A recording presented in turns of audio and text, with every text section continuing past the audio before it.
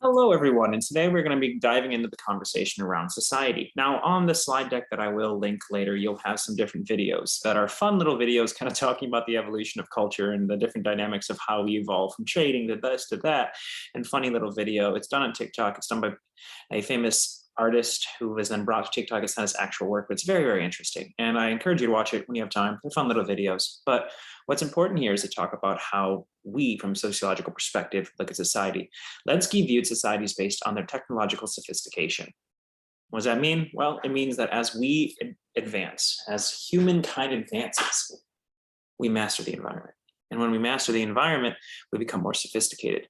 As society advances, so does the use of technologies. If we are controlled by the environment, we're not in a great state. But if we control the environment, thus we get to a better state. So in taking this into consideration, we look back how humans have evolved to control their environment as opposed to being controlled by the environment that surrounds us. Lenski's views on cultures with rudimentary technology was that they were controlled by the environment. Thus, they were not able to produce in ways in which societies with more industrialized ability are able to do so. If you cannot harvest due to the frost coming in or have a shortage of food because you are placed in a position of being reactive rather than being proactive, that's what Lenski's looking at.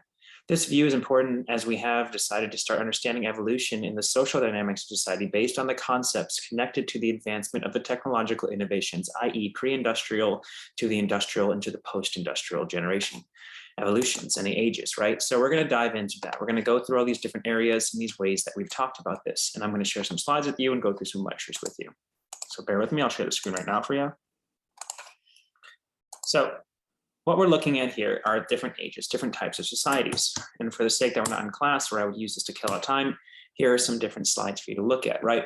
The pre-industrial age essentially broke down to hunter and gatherers. It was great. It was a very mechanical solidarity as talked about by Emil Durkheim, equitable, all working together to survive. Then we went into what is called the pastoral or horticultural or agrarian time, right? Domesticated animals, grow plants. This also, a little sidebar here, created the division of labor, right? People with more valuable crops were able to start dictating terms of service. They were able to start controlling things around them. It created an unequal system where people were now falling into who had the better stock and who didn't, right? Agricultural, this is the next stage of the pre-industrial age, right? Larger, more stable societies in one place, more rankings. This allowed us to take the land and use the land to our advancement, as Lenski was talking about, thus allowing us to be able to build out, grow, advance, and be able to stay in one place instead of having to move based on the shifts of the wind. And then we go into what is this one up here. Let me make sure I move this in case you can see it, the feudal system. So you start seeing this idea of inequality, right? The king controls this, land, peasants work the land, loyalty, different stages of where you're supposed to be at. We start seeing that lords owned the land and peasants worked the land. And then it was also a closed system. So if you were born poor, you stayed poor, right? We'll talk about closed systems in a little bit, but open and closed systems essentially mean how can you move out? If you were born poor, people saw it as divine right that you were supposed to be here. It was a system of inequality based around the sin, sickness, and selected, right? This was your plight in life and you're going to work it. And those who are prosperous just were, right? Kings were appointed by God in the old days, right? Well, what does that mean? Now it sounds a little crazy to us. To them, it wasn't so crazy. It wasn't something that was really seen as a crazy world. But society has gone through various stages of society, like I mentioned with the pre-industrial hunter-gatherer. This is a simple concept to understand as the roles and jobs of people were broken down by binary positions. One would hunt, one would gather. Agrarian allowed for some control, some technological innovation, unlike before when resources were finished, right? Departure wasn't a requirement. You didn't leave just because all the grasslands were farmed. You were able to grow them back with the agrarian. And we started investing in animals, and harvesting and maintaining became part of the way of life. We maintained instead of just leaving. Trade was encouraged, which also encouraged inequality, right? If you had gold and this person had wheat, guess who's going to be more powerful? So this started allowing for systems of ownership. It was also the essential start of patriarchal society, where those who were strongest and able to provide, men started gaining a lot of power, passing on wealth through property, and also brought the idea of inheritance and inequality. This was a big deal, a huge deal, if I'm being completely honest with you. It became something that was massively problematic, right? This ability to have these situations really brought this idea of rights of who is right and who is wrong and who's not allowed to be down here. Agriculture allowed for even more technological advancements because not only did we not have to move because of animals, now we could control the water sources. We didn't have to build our civilizations next to a river necessarily. And we started having watering and development in homes and societies and started building these communities. And then, like I mentioned before, feudal systems, thinking towards the kings and the queens, this time of mastered environment, large castles, structures, dynamics, problematic ways of caste systems being in place, where you were born into poverty, you were born into wealth, unequal hands of power, bourgeoisie versus proletariat, social conflict theory. You have knights who were essentially hired muscle of the royalty. You have peasants who basically live their entire life in filth. If you're a fan of Monty Python, there's a great sketch in The Holy Grail where it goes, well, you're a king, I didn't vote for you. And the idea is that that's just funny because it's true. These peasants didn't vote for these kings. They were anointed by God or by just, let's just call it colonizing, and they had to follow it. So this became a really big deal, right? This essential breakdown towards how societies evolved. The next step here, and let me share the screen quickly with you here, is the idea of the industrial age. So we went from pre-industrial to industrial. So with the pre-industrial to industrial, what we're looking at now is that industrial owners of business and factories, people living in lands that were harvesting, never really had a chance to grow. It opened up the idea of an open system in some ways, right? So if workers, they can move to a factory and potentially with the startup bureaucracies and industries, change their wealth through labor. So they start selling their labor, which was also seen as inequality, which is what Marx constantly looked at, the idea of the laborers and the controllers of the labor, those who controlled production, those who worked the production. It's also very important because the industrial age is the birth of sociology. As humans moved to cities, we started being able to study the groups and behaviors and start understanding why people do the things they do. So with large societies and cities, we started being able to see more than just traditions being passed down through farming villages and sharing experiences. So it's very essential to kind of see that. But after that, we moved to the idea of post-industrial. Biggest thing here to know is that we went from selling labor to selling service. So service, if you're a tech person, this is a service as a SaaS, right? Service, sales as service, or service as a source. Essentially, I can't talk right now. I apologize for that, right? But what we're looking at is the development towards having service-based industries and being able to break down all the different ways that we can sell our knowledge. Knowledge became power, right? Owners and workers get based on knowledge creation, technology, and service inequalities. Nurses, teachers, professors, social workers, etc. Technology, the internet, medical advancements, and we are still in this post-industrial area, right? Software as a service is what SaaS is, by the way. I apologize for not having it right the first time, but that's the idea. We started kind of going down this service. Everything was technologically based. We got rid of the factories, but did we? Did we? Look at this photo. Did we? I mean, we kind of just replaced the factory to a more lab-coated factory and outsourced the work. And we're looking at this idea of like technological advancement and where it comes from and what it doesn't come from. Essentially, we're just changing how society is running itself, but society is still always maintained running itself in a kind of fluid system per se. But pulling back to when we talked about the industrial, as society's technology advanced, we entered what we mentioned before is the industrial era. This brought the ability to sell your labor, not just use your labor, right? We weren't just managing the farms, we were able to sell it for money. Divisions of owns of production and the concept of the power elite started establishing itself. Max Weber's idea of the power elite, Marx's idea of laborers and laborees, proletariats versus the bourgeoisie. You are now entering a time back in the industrial age when you're entering where your most valuable resource was your time, your body, and the management of the advancements of technology and the expense of your time and your body. These factories are pumping out work, much more production, faster methods of getting things you want, but at a cost of your labor. And sociology, like I mentioned, became very large because the inequality started showing themselves. Why do the rich have the things they do? Why are these businesses running the way they do? But as we entered the post-industrial revolution, which is what I mentioned, more service, right? Software as a service, which is the biggest thing in tech. The rich get richer and the poor get poorer maintains. There's no change in this. Entering the post-industrial era, the creation of mass distribution and innovation, but the pursuit of knowledge and obtainment is currency. We have advancements in all fields, making life more organic in that we can all exist together with different views instead of having one view like mechanical solidarity.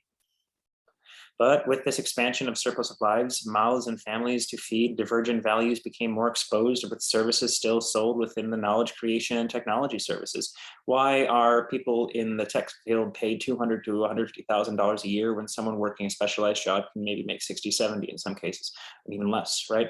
Why are educators who are selling a massive service, right, have knowledge? Why are professors paid more than high school teachers? And why do we have athletes selling their service sure paid more than those educating? So there's this idea of inequality that stands there. It's interesting. So same game, different name, factories replaced by cubicle farms and computers. Weber calls this the iron cage of rationalization. It's very interesting. Amazon creates simplicity, but all jokes aside, what was the thing going on in 2020 and 2021? Workers were peeing, mind my language there if you don't find that appropriate, into Gatorade bottles because their time was literally full. You can't leave your job. You can't leave your seat. You have to use, you can't stop your route. You gotta move fast, right? Minimum wage became a struggle as we send our rich into space, pesos, right? Like we haven't gone away from this inequality and advancement, right? So now we're going to kind of dive deeper in this. This was just kind of a conversation on societies and like why they matter and which ways we've gone down that path, right? So pulling into this, let's talk about some concepts. Now, I said this quote earlier, but Durkheim said the society is greater than the sum of its parts. In class, I would try to get some engagement here. What does this mean? Well, essentially it means that your existence in society has an impact, but it will live past you. Society doesn't exist without us. Humans create society, but it will exist past us, right? So it's greater than the sum of its parts. And how can it be greater? Because society is going to continue. We made it with fail-safes. And collective consciousness at Durkheim was seen as what? Well, that we all share an idea, and that idea being shared is allowing us to be able to work together to find the unified goals. There's less collective consciousness when we go into the organic solidarity, which is what we're dealing with now, as opposed to mechanical, where people all share the same ideas. A great quote here to think about, ponder it, maybe talk about it on Yellow Dig. If I do not submit to the conventions of society, if in my dress I do not conform to the customs observed in my country and in my class, the ridicule I provoke, the social isolations in which I am kept produce, although in attunement form the same effects as punishment. Sometimes it's hard to read Durkheim. I apologize if I butchered that. But the reality is that he's just talking about how it works in society. I mean, there's so many different dynamics of how Durkheim looked at the world and saw the different engagements upon which we worked and how society regulates its patterns, behaviors, and reactions, right? So let's talk about Durkheim's social integration. Social integration, or the bonds that hold people in society together.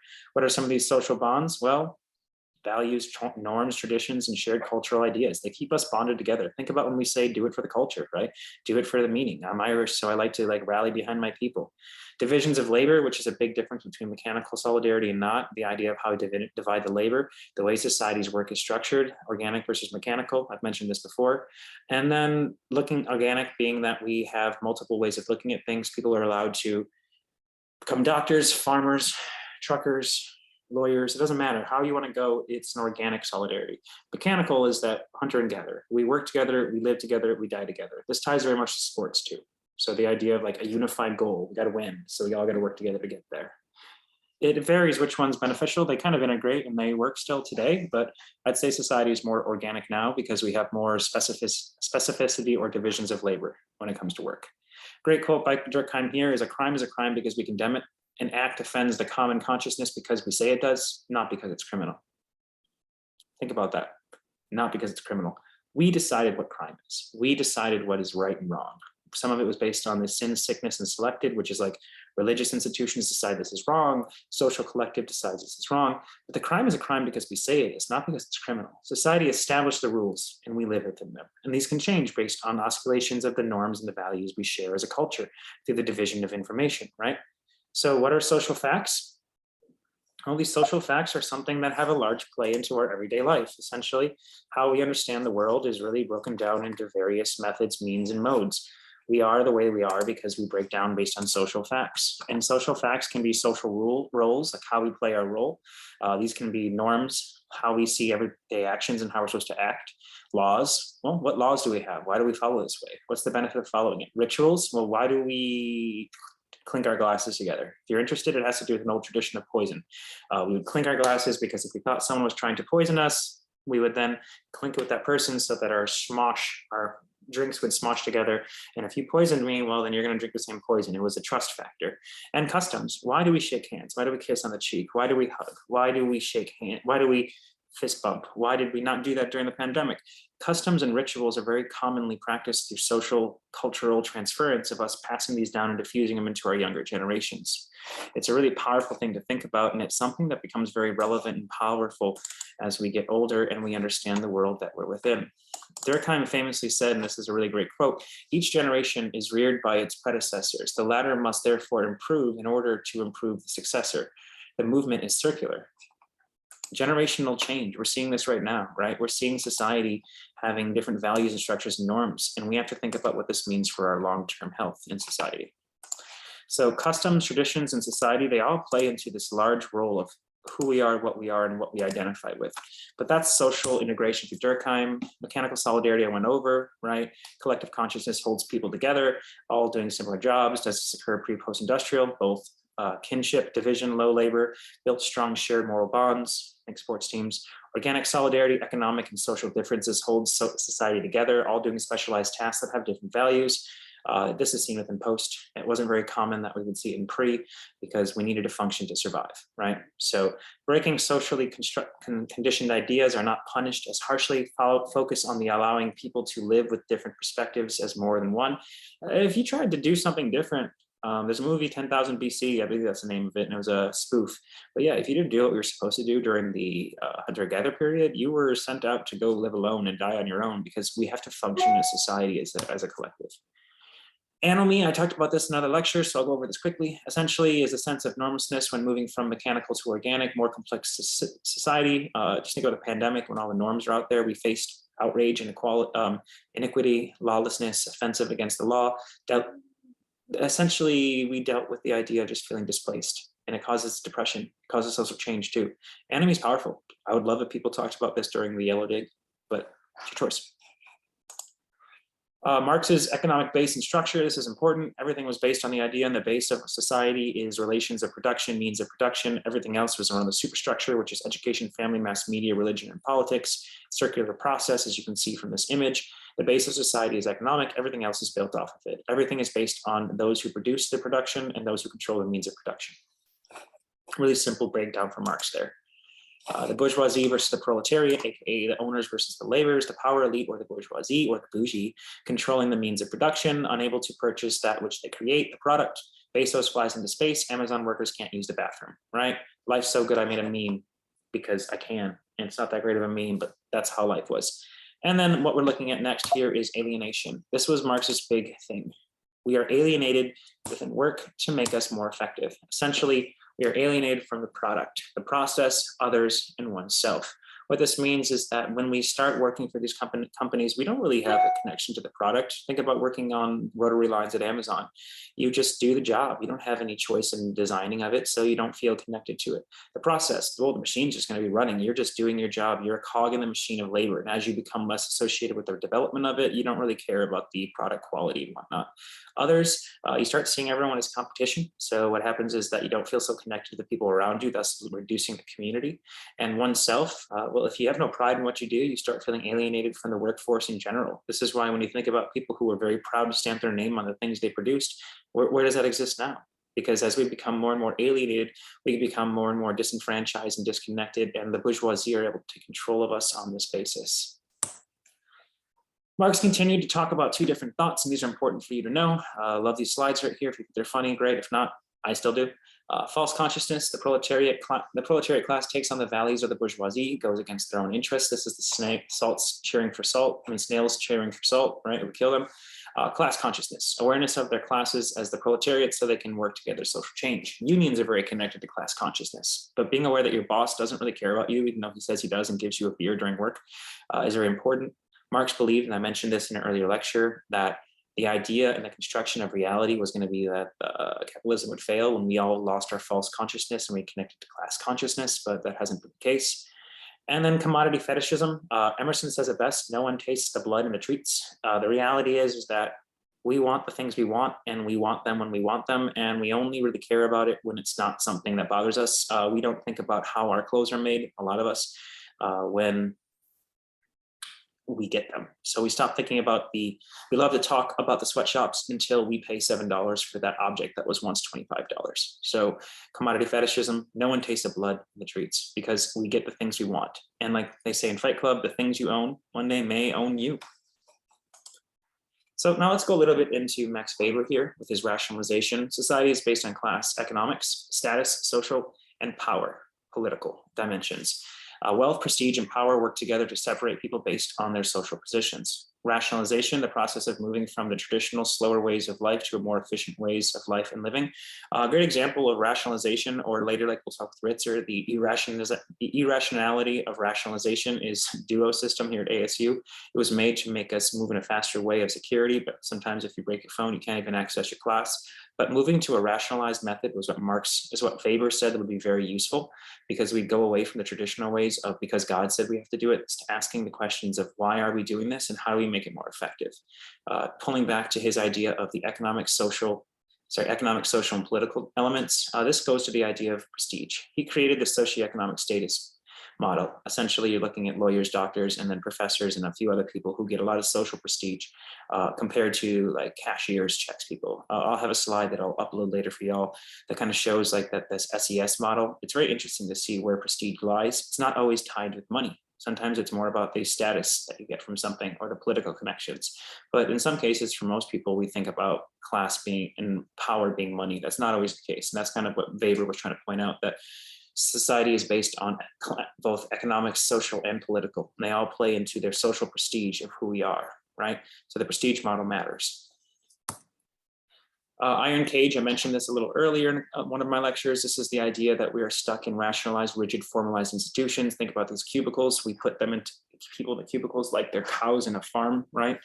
And this creates what is known as the iron cage of rationalization, in that we just become disenfranchised and disenchanted by the world around us because we go into the mundane day-to-day work. See the movie Office Space, please. You'll see a perfect example of Max Weber's idea of the iron cage. Isolated cubicle farms and large social environments, huge amounts of people, but we are limited to our space. Amazon brings the product to your doorstep, connects the world to so many products, services, undercuts the companies that you could go have that engagement with. So kill the small company for the convenience. Not always great, right?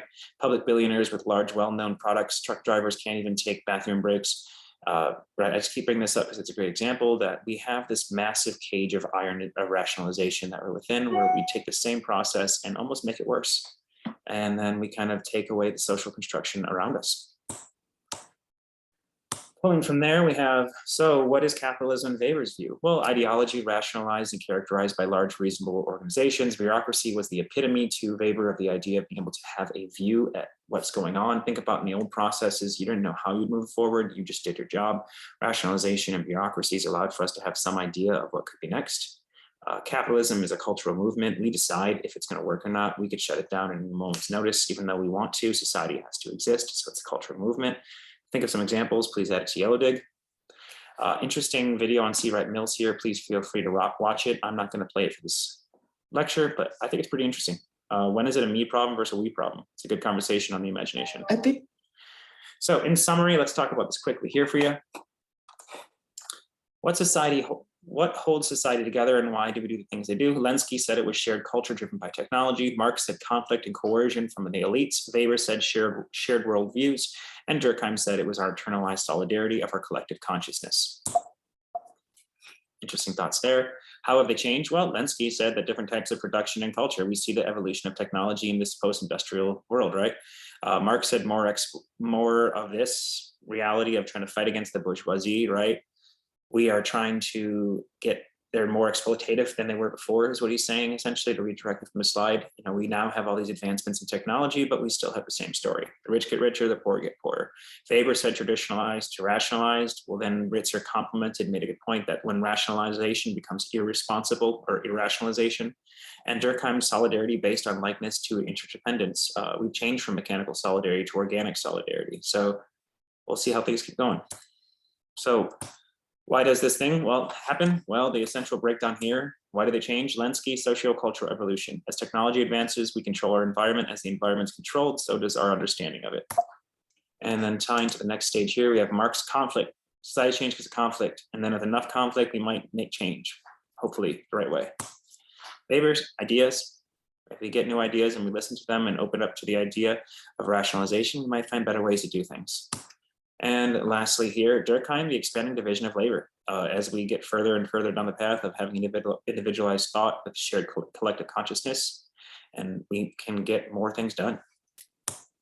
But yeah, please make sure to email me with any questions, stay on top of your assignments, post on Yellow Dig, and I will see you in the next lecture. Thank you.